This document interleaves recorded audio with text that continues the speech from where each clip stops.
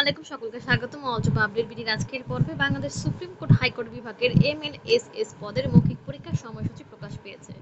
পরীক্ষার তারিখ 12 থেকে 21 মে 2024। আপনারা চাইলে www.supremcourt.gov.bt এই ওয়েবসাইটে ঢুকে পুরো বিজ্ঞপ্তি দেখে নিতে পারেন। পরীক্ষার তারিখ হচ্ছে 12 মে রবিবার সকাল 10টা হতে এবং দুপুর 2টা হতে।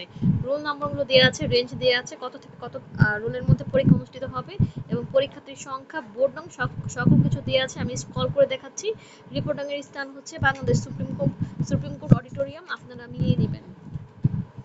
আমি আস্তে আস্তে স্ক্রল করছি।